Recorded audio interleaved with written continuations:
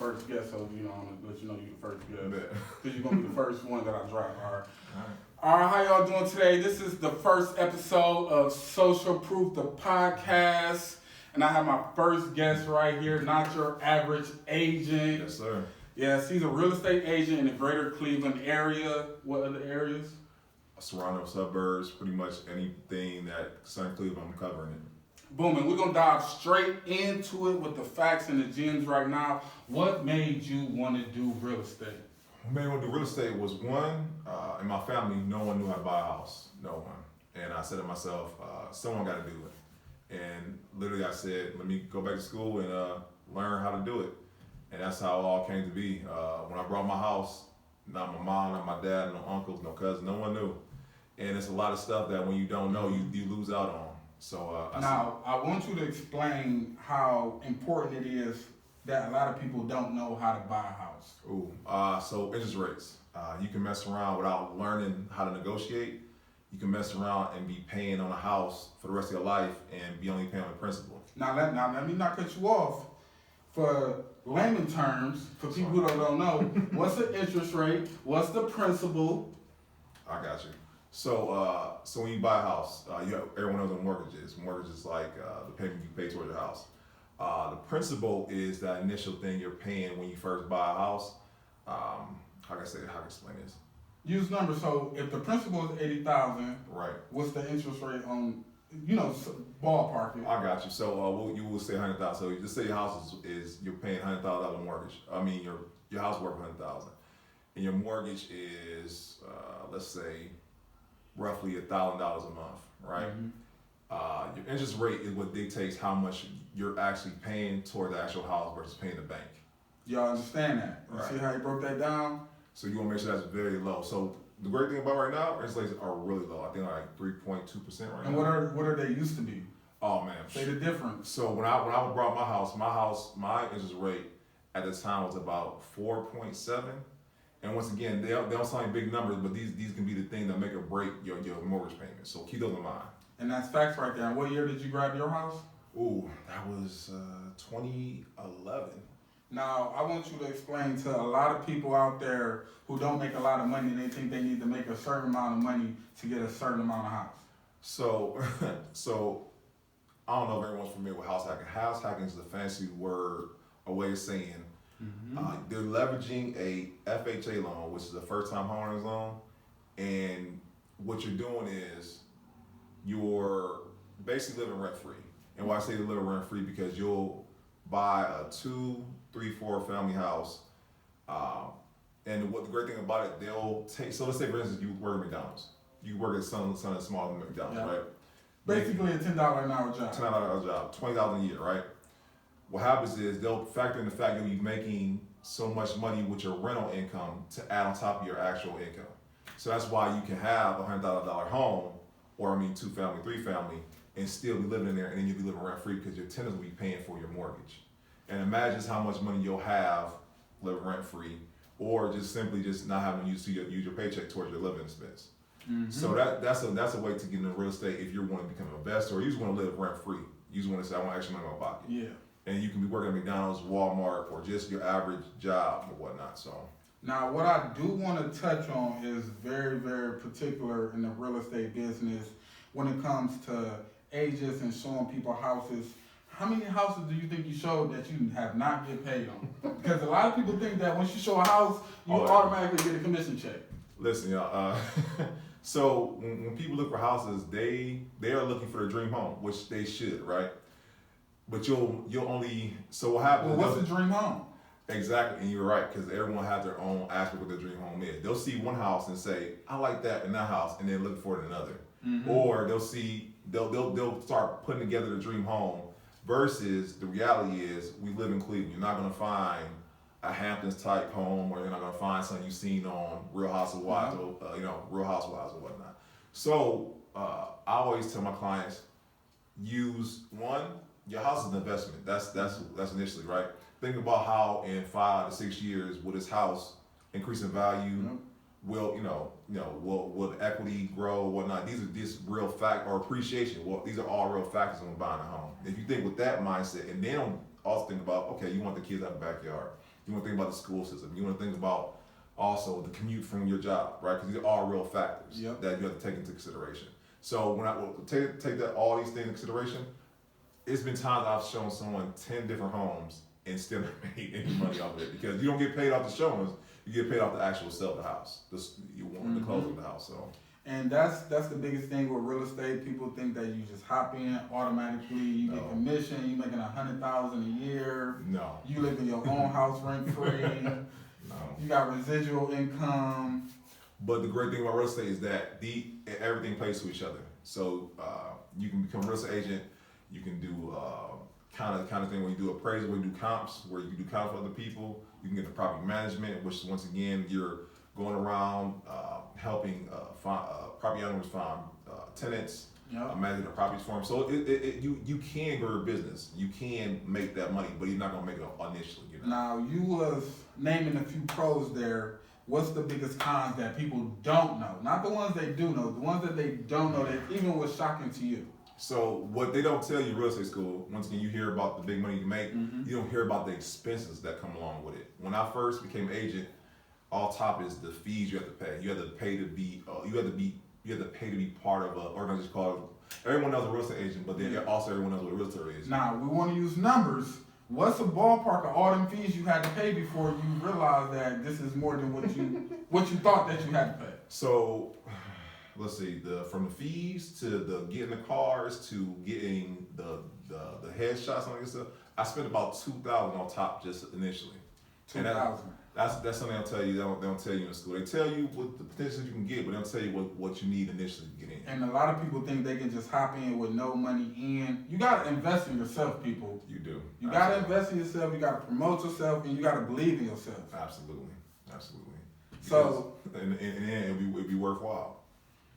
Now, what's the worthwhile part? So for me, the worthwhile part is one, I get to do something I love. I actually do love real estate. I love talking to people about it and literally helping people just change their whole financial trajectory. Because being a homeowner, that's what you're doing. You're making it so you're creating wealth. Because at the end of the day, anyone who knows anything about real wealth, anyone's wealthy, they know that homeownership or wealth is created through real estate. Yeah. Now, with that wealth being said, a lot of generational black families don't have wealth because they never had that first person to own a home. Exactly. So, what would be the obstacles? I need you to let the people know what's the obstacles of having your first home that you would not expect. So the one biggest thing that I can say right now that I'm seeing with a lot of my clients is credit. Credit is the biggest part. Now, credit as in being bad, or credit as not having something established or having bad credit. Now, what's the average credit number that people should be comfortable with starting and getting their first home? Because a lot of people will have a 500 credit score and believe their credit score is too low to get what they want. So let me say it like this. So you right now in the current market that we're in, you can have some of those at 540 and still qualify for certain programs and certain loans. You can do that, but you'll bite it in the end because you'll have a high interest rate. So the thing is, to qualify for certain down payment assistance programs and to qualify for certain loans like a FHA loan or a conventional loan, the average score you want to have is 620. Now, since you dropping bombs and information about these loans, a lot of people don't know about these loans. Yeah. They don't know where to get them from. They don't know the name. They don't know how it works. Now, what may be a loan that people may not know about that can potentially benefit them in every way that you're saying a first home owner should? So the loan that I particularly like to tell my clients about and that I took advantage of is a first time homeowner's loan. That you took advantage of? I took advantage of. And he took advantage of. Right, because it's a great loan because, one, you can have a lower than average credit score, and then on top of that, you're only going to put down 3.5 down on the house. So when you let's talk about the math on that. If you got a $100,000 house, you only put down maybe $3,500 down on it. Now you think about that as with a conventional loan, it's 20%. 3.5, that's nothing. The average person can come up with you can use your refund, you can use a stimulus, you can use whatever you have, and you can literally set it up in a year if you needed to. Now with all this educational information that you're giving them, to the people that's like lower class that may not be informed as much, because you're dropping a lot of numbers and percents and words out there that people may not understand, what would be a lower level person understanding if they already have a home and they want to refinance it so they could possibly rent it out for residual income and then they will be able to live free? What would be the steps about that? So that's a good question. So it's a lot of different ways you can do that, right? Because you go to your local banker and who you bank with will take the equity in your house, right? And equity is just a fancy word of saying, as you make payment, your mortgage payment, a portion of the payments you're making is built. It's like having your own little bank in your house. Yeah. So those payments you're making is literally like, that's why I tell people the time is don't pay the rent because you're not building up equity in your home. When you own your own home, those payments are actually going towards your home. It's like having your own little savings account. So what happens is when you go to refinance, they'll take the equity you have in your home. Once again, that little money you have stored into your home, and they'll take it and they'll use it as leverage to get to refinance. They'll say you have about $10,000 worth of equity in your home, right? And we'll finance you another 20, 30, 40, 50 or whatnot. Thinking that you're making payments, like you're making the payments on your home good, obviously, if you have that equity in your home. So we'll finance this extra money towards you. And like you said, the whole component with having a renter. I mean, right now, the space we in, guys, Airbnb is crushing it. You can make $1,000 a week off Airbnb. Literally, you can. So the extra room you got in your home that you're not using, or you happen to be one of the people who happen to be out of town all the time, you can Airbnb and get you some extra income. And a lot of people don't know about the different ways they can generate extra income from their household that they live in. So Airbnb is one. What would you say another way they could possibly make money off their home? That's a good question. I mean, it's a lot of different things you could do. Airbnb being the biggest one. Let's say, for instance, if you wanted to house something like, as far as like storage, a lot of people don't know you can store people's stuff for them and charge them a fee. And these are the little extra things you can do to, once again, if you want something to make your income, you can do, because you can do it with a house. You can't do it with a house you rent. You're gonna do it with a house you own. Now, you seem very informative of this whole topic. That's why I had you on here to give people these gems and knowledge that they may not know. But to the people that's watching, they're gonna assume that you're a top level real estate agent. You've been doing this for years. Let them know how long you've been doing it and how long it took you to get to where you at. So I've been dealing with real estate for, I'm gonna say maybe 5, 6 years, but I just got my license about maybe 2 months ago. And I've been hitting the ground running.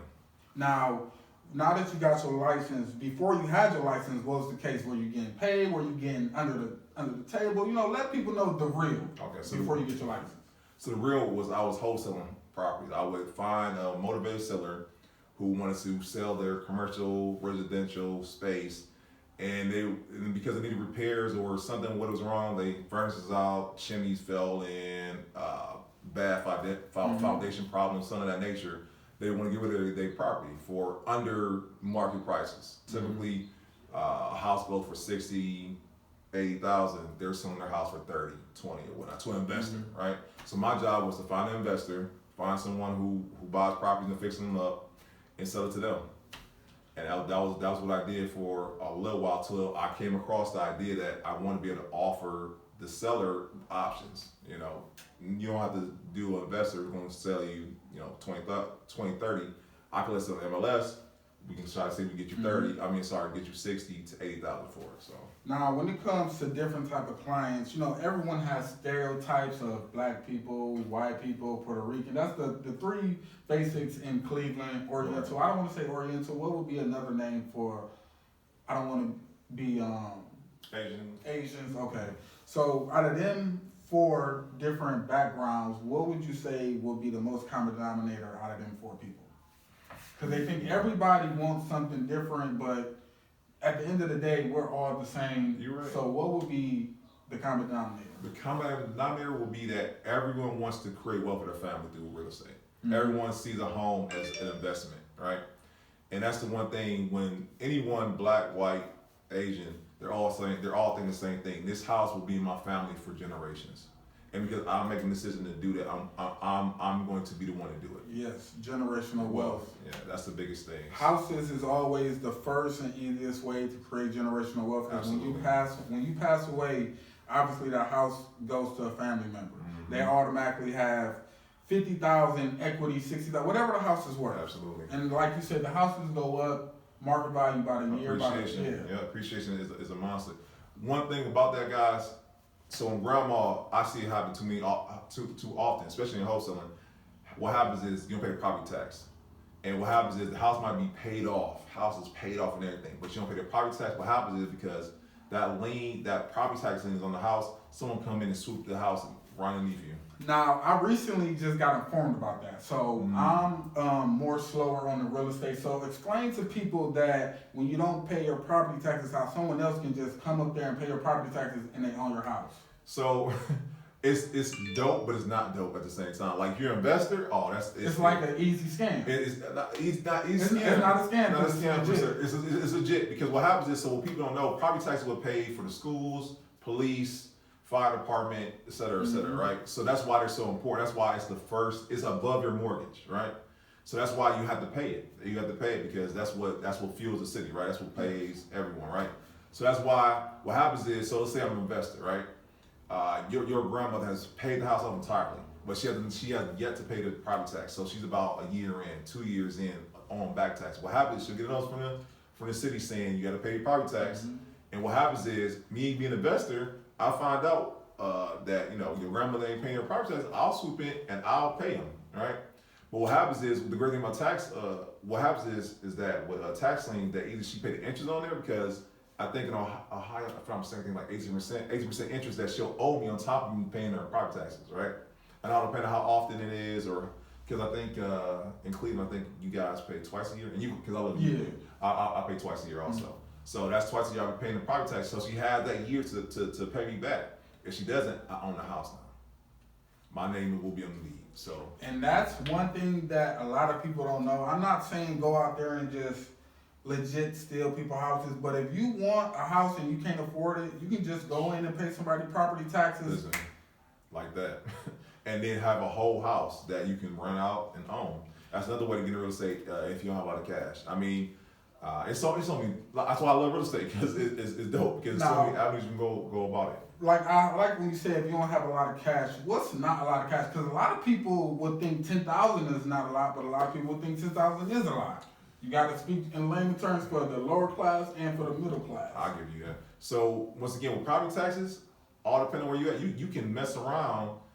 All depending on the redemption date. So the redemption date of a tax, and let's say in Ohio, I think it's 1 year, but they have other states where it's as soon as 30 days. So if you, once again, and you can do this nationwide, you don't do this in Ohio, you can do it nationwide. You can own properties in Nebraska, because I think they have online auctions. Once again, you can pay somebody property tax. If they don't pay you back plus the interest, all depending on that state, you own that property now. So what happens is, once again, once you own that property, you can sell it, rent it out, all that good stuff. So, and then all depending on what the property tax, you can pay some prices as low as $500. $500 for a house that might be worth 80, 60,000. That's a come up of a maximum. 2 pair of shoes. 2 pair of shoes, exactly. His pair of shoes and my pair of shoes. Together we could have. Your stimulus check. $1,400. $1,400. You can mess around, own an actual house. But you gotta do your research, of course. It sounds easier us saying it, but you gotta do your research behind it. Now, with the research part, I'm glad you brought that up, because that was actually gonna be my next step. So for people who's new in this and they think that you might be trying to get over on them by just giving them false numbers and false information, what's a good place you wanna tell people to fact check or just in general get correct information about real estate? So if you guys want, you can go to your county auditor's office. County office, they'll have it all up there. It's all public information, by the way. Public information. You don't need no type of clearance or none of that. It's none of that. Public. Look it up, and you can verify. It'll give you a list of all the properties that are actually that are past due on their property taxes, and you can pick and choose. Now, I think about once again the auction. So once again, it goes to the highest bidder. So keep that in mind also. But once again, if you catch the right time, you can make a real come up. I just read a story about this young lady. She invested in Gary, Indiana. She got a whole apartment complex for $500. $500. An apartment complex. Let me repeat that to you. An apartment complex. We're not talking about a house. We're talking about an apartment complex. No matter what condition it's in. No matter what. It's an apartment complex. Right. You can sell it as is and still come up. I don't care if it's abandoned. It got to be a whole bando. Apartment complex is still worth money. That's the thing about real estate. Once again, you have a whole abandoned house. Still worth. It's still worth. It's the land that the house is on that's worth money, y'all. Keep that in mind.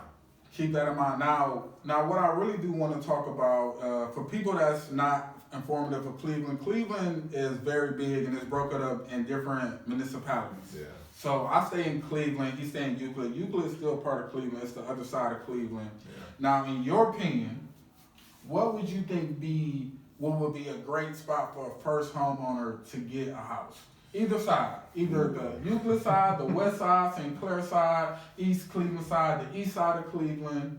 My thing is that's a hard question to answer because only way I said I'm asking all hard questions. You really are. You really are. So my thing is, it goes back to the client themselves. It all goes back to what is that you want to do, right? And I think about it like this: it's always an investment. So you want to look at, take for instance, East Cleveland. If anyone's from Cleveland, understand that East Cleveland is coming up. And 10 years from now, East Cleveland won't be impoverished or it won't be where it is now. And East Cleveland is different from the east side of Cleveland. Exactly. It's its own little place. And if everyone's not familiar with gentrification is literally just saying, is a fancy word saying, I'm going to the hood, I'm going to buy up the hood, and I'm going to make it so I add value to it all. So in the end, what you spent $10,000 on, I'm going to buy up the rest of it and build the value to the point to where you either I'm going to push you out or you're going to have to actually get to where I'm at as far as value-wise. Now, with the gentrification that you brought up, how big is it in the urban areas when it comes to gentrification? Is it a small step where, you buy an apartment complex and then 5 years later it's done and then you start renting it out, or you buy an apartment complex and then you sell it to, let's say, a bigger company that want to redo the whole block for gentrification? I mean, so take the case of Cleveland Clinic. Cleveland Clinic has literally been buying up everything. I'm glad you said that across the because city. Cleveland Clinic owns a lot of property. A lot of property, and they moved in East Cleveland. I think have you been over on Huff? I have. Oh my goodness, they brought up the entire block. And for people that don't know about Cleveland, Huff is a very urban, hood, dangerous area. But like you said, they're gentrifying it. That's the word that they're using, which is another word for just redoing the neighborhood, making it look better, making it look more suburban. Yeah. And like my broker, we were just talking about today. They're giving tax abatements over there also. So what people think is the hood is low crime, it won't be that come 2-3 years down the line. So they're giving you a tax abatement, and tax abatement is a fancy word saying you don't have to pay any taxes. Which you don't have to pay any taxes. We about to cut it, because I thought my phone was on vibrate. I thought that was, hold on. Shit on vibrate. I'm doing good, all right. Yeah, you're doing good. I never did an interview before, bro, so this is all new territory. I hope I'm giving good content for you. No, I'm fucking with it. I'm just double checking. Now, what I want to do is, like I said, talk about more gentrification. Okay. As well, I want you to explain how you can start off right and end wrong real quick by buying your first house. Oh, yeah. Okay, I can get to that real quick. Because a lot of people think once they buy their first house or whatever, everything goes smooth sailing. Yeah, maintenance is the biggest thing. And then once again, think about it being an investment. If you buy in a bad area, that you shoot. If I was thinking about it, I'd be buying in East Cleveland for real. Versus going out to the suburbs. The suburbs is now coming to hood. Yep. So that's something that people are taking into consideration. Where this place you buying is going to be in 10 years. And that's where a lot of people mess up at. And that's why they want to move out. You can't afford to move out. That's the biggest thing. People can't afford to move on out or move on up from where they was. Yeah, where it was, exactly. So my thing is, you got to think of what the mindset, what's going to happen 10 years from now. What can I afford? And will this investment of me buying this house, where will it be 10 years from now? Like I said, if I was anybody, I'll be buying over where Cleveland Clinic is, because that's going to turn up. And it's already turned up for real. Like they're building so many new construction houses. That's what my broker, all he does is deal with new construction. And then also, we're gonna talk about your broker too. How he, maybe gave you a hand. Like who was the person that gave Oh you? yeah, it was him hands down. Yeah, your learning lessons instead of you having to go through it yourself. Who was the person that? I appreciate it because if any questions I got in real estate, he got me. And once again, because you know what I'm saying, he's a black brokerage. I know you know what I'm saying, you appeal to all nationalities, but like it's something to see someone looking like you who's succeeding. Succeeding. That's the biggest thing, and that was gonna be the topic after you gave him, your shout out and his just due of and getting you started. How many percentage of actually black real estate agents there is? Not saying that there's a problem with having a low percentage or high percentage, but a lot of people just think that, oh, I'm just gonna get in because it ain't nobody else doing it. But it's not nobody else doing it for a reason. For a reason, absolutely. Because I think they got it's an organization of black brokers across the nation. But like I said, in Cleveland, I don't think it's too many. I think some of these only like it's 5 or 6 or something like that. I think I met one female like a couple of years ago. Oh yeah, I know you're talking about Brick House. Yeah. Yep. She's one. I know him, her. I think it's and it's one on lead role. And the fact that you're in it and you can still only name 4 people. That's even more serious. You're right. You're absolutely right. Because you never lie. Because what happened is like Howard Hanna and Kelly Williams, they killing the game for real. Okay, but Howard Hanna always was like the top real estate company. Mm-hmm. But what I like about this brokerage is like it's only like 10 of us, and like we're like it's real close knit. You know what I'm saying? It's like a family. Like a family, yeah. Like I said, any questions I got, someone got me. Like I said, it's just something work with people who, you know what I'm saying, who look like you, can speak to you can speak to things you've been through. Yep. A real understanding. Right. Okay, ain't nothing against, Hispanics or, you know what I'm saying, Caucasian people. But when somebody look like you and they successful and they giving you the gems, helping you, uplifting you. It encourages you even more, just, to go even harder. Because, like, I want to get to where you at. That's definitely the case with him.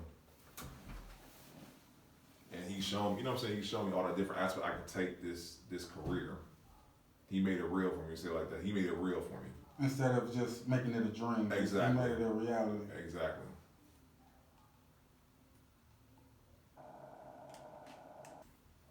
All right. So we gonna go back to we're gonna start with the broker that helped you out. Okay. All right.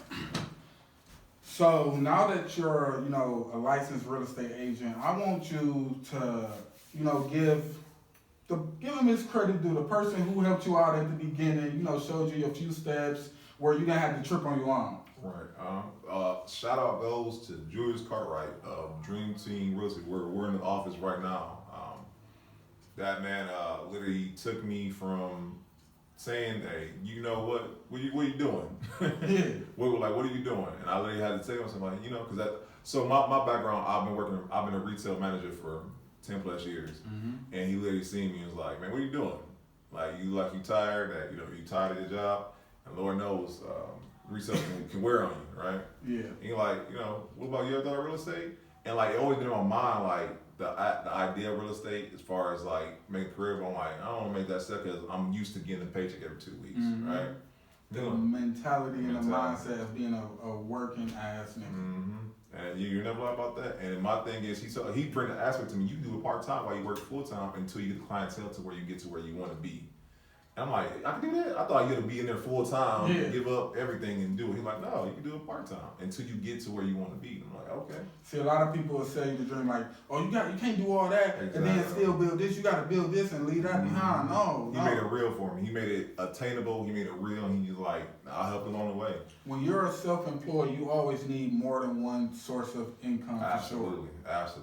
No matter what it is, if you just washing cars on the weekend and selling houses during the week, you still need another source of income. Especially real estate, because you can't fully develop yourself into it because you'll mess around you'll be back in college days eating ramen, and because you gotta think about it, you gotta take clients to their showing, so you running gas, cards, and then you gotta I know I'm dressed down, but you gotta dress like you're something also, so you gotta go buy you some dress shirts, some ties or whatnot. So gotta play the whole part. You absolutely gotta play the whole part, exactly. Because nobody's gonna come to a real estate agent who's dressed like them, Exactly. driving a worse car than them. It is a percentage of the look, Yeah. for sure. Exactly. But you got like you said, you got to look the part. Mm-hmm. And look the part is that you want to be professional and let people know that you're the expert in that aspect. So now I want to talk about the income aspect ratio.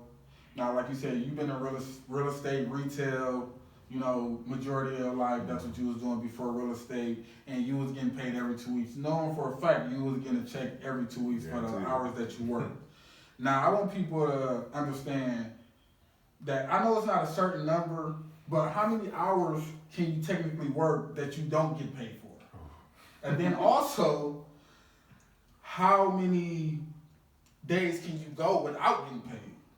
I know it's not a number because, it all depends, but let me take it back. So back to the initial question where you said the hours. It's been days where I've been up to about 2 o'clock in the morning researching properties, researching the area, researching different homes for a client, and I'm not gonna get the hours back. Not gonna get them back. I'm not gonna get them back. But one of the things that keep me going, I know I'm helping someone else. I am changing the trajectory of someone's family. So that's what keeps me going. But then the money is also good because at the end of the day, even though closing might take 90 days, 60 days, depending on how long, I know at the end of the day, that nice little check of about 3, 4, 2,000, that's good money. Yeah. On top of the money I'm already probably making, still working a full-time job. Yeah. And then once again, what happens is it's a domino effect because I help that person out. They tell they friend, they tell their family, and then I just do it all over again. So. And with the domino effect, I love that you said that a lot of people don't know once you get into your own business, being, an entrepreneur, the domino effect is very serious because once you get that first client or first customer or first consumer, and you do a good job, that word of mouth from that first consumer or customer is going to be bigger than what you expect because they can bring in 5 more other people without you even doing anything. And that's why I over deliver. Like the importance of over delivering, guys. What I mean by that is what I'm saying is that when I go for a client, I'm doing the research. I'm giving them the best I got and not shortchanging because they're not paying me. Well, and it's not sad about, but the real thing is that so all depending on what type of agent I am, if I'm selling a house or if I'm helping a buyer find a house, the buyer's not even paying me. The seller of the house is actually paying me through the commission. So I'm literally working for free for this person who's not gonna give me any commission. The seller's giving it to me. So, but once again, what I'm doing, I'm over delivering. I am driving them to the showing. I'm taking time. It all depends on their schedule. I gotta make sure I make time on my schedule for that person. I love the over delivery because a lot of people, when they become an entrepreneur, they do the bare minimum or they do what they're getting paid to do. They don't never try to do more for their consumer, and that's a big part when you're an entrepreneur. You got to do more so you can get them clients to come back or spread the word of your work.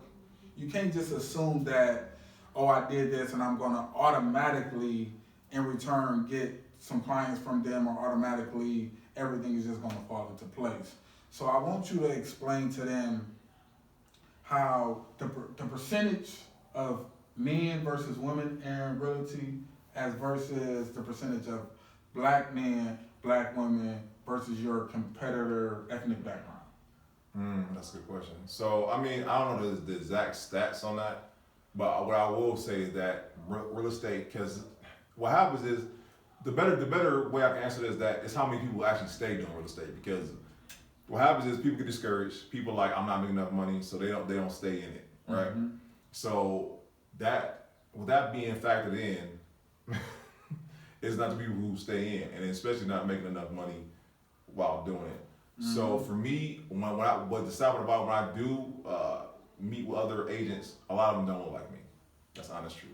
They look like other nationality. They're Caucasian or they're Hispanic or whatnot. It's not too many of us doing it or doing it for longevity on top of that. They're not doing it for the long run. They're thinking, I can do this, and 6 months down the line, they're already done. That's one of the main reasons why I have him on the show today. It's not many of us that's doing it. So with that, I have only a certain line I can pick from. Yeah. And a lot of people don't know, if you're very, very dialed into real estate, you're going to be very, very busy. Very, very busy. So I do want to appreciate him taking his time out to do this. giving y'all the information that y'all need, letting y'all know his real circumstances. Everything is factual. Yeah. So I appreciate you for that. Oh no, I appreciate you, man. Thank you. Now, closing, I do want you to give everybody, your information, where they can reach you at, where they can follow you at, how can they contact you, what do they need to do if they want a house and they only got $1,000.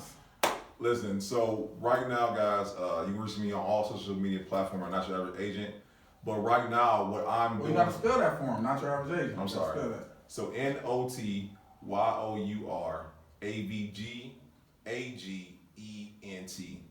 All lowercase? All lowercase, all across the board. And then we're talking about Twitter, Instagram, YouTube, all across All the his board. handles is the same. It's the same. Make it easy for everybody. And then on top of that, guys, I am starting a program actually a month from now where we'll be going step by step. If you're not sure how to buy a home, we're not only going to show you, we're going to take you step by step. We're going to help you build your credit up or repair your credit. We're going to take you through the pre-approval process. We're going to take you to show you what you need to look for when buying a house. And this isn't like a one-time thing where every agent has a home buying program, but we're actually in it for the long run. What I mean by that, we're creating a test group where we're supporting each other, because that's the biggest thing. You don't have enough support. Yeah. Because I know when I bought my house, I didn't have anybody. It was just me. Mm-hmm. So we're helping each other out. We're encouraging each other. We're going to be there on some way. We're going to be there at the housewarming. That's what I want to create the community for that. And once again, I'm sending next month. So anybody who's looking to join, I have the link in my bio. I'll have it, or you can call or text me at 216-450-4048 and get signed up. Say that number again in case they missed it the first time. 216-450-4048, and I'll be happy to answer any question you might have. We here for people that's like us, that want to create generational wealth, want to be first-time homeowners, want to have residual income, just want to better their life in general. Absolutely. So thank you for coming on, man. I appreciate the time you gave me, man. Drop them gems. I'm going to look out for that program. Oh, yeah. Listen, sign up. Sign up. And this is the first episode of Social Proof. Thank you all guys for watching, and be watching out for that next episode. Yeah. Thank you. All right, yeah, we're going to do, like I said, the